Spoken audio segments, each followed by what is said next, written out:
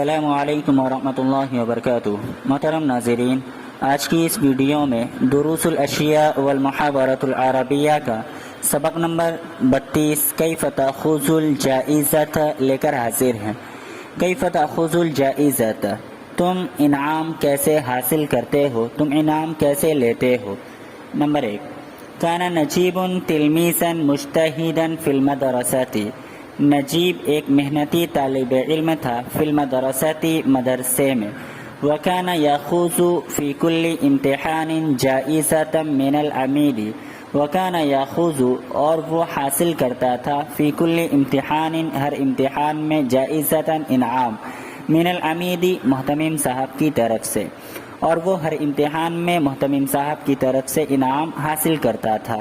2، وکان فی تلک المدرسۃ تلمیذ اکبر منہ، وکان فی تلک المدرسۃ اور اس مدرسے میں تلمیذ اکبر منہ اس سے بڑا ایک طالب علم تھا، اسمہ سلیم، اس کا نام سلیم تھا۔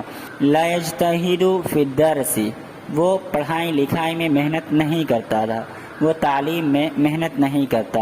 ویلعب کثیرا، اور وہ بہت زیادہ کھیلتا تھا۔ نمبر 3، ذهب سلیم مرۃ الی نجیب، سلیم ایک مرتبہ نجیب کے پاس گیا۔ فرآہ جالسا امام طاولته، سلیم نے نجیب کو میز کے سامنے بیٹھا ہوا پایا۔ یکتب، وہ لکھ رہا تھا۔ ویقرأ، اور وہ پڑھ رہا تھا۔ ویحفظ الدرس، اور وہ سبق یاد کر رہا تھا۔ والعرق یسیل من جبینہ، والعرق اور پسینہ اس کے پیشانی سے بہہ رہا تھا۔ فقال لہ، تو سلیم نے نجیب سے کہا، کیف تأخذ الجائزۃ یا نجیب، اے نجیب تم انعام کیسے حاصل کرتے ہو۔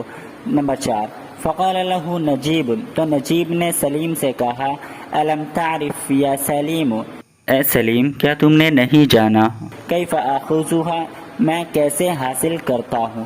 انظر الی العرق الذی، تم اس پسینے کو دیکھو، الذی یسیل من جبینی، جو میرے پیشانی سے بہہ رہا ہے، تعلم کیف آخذھا، تو تم جان لوگے کہ میں انعام کیسے حاصل کرتا ہوں۔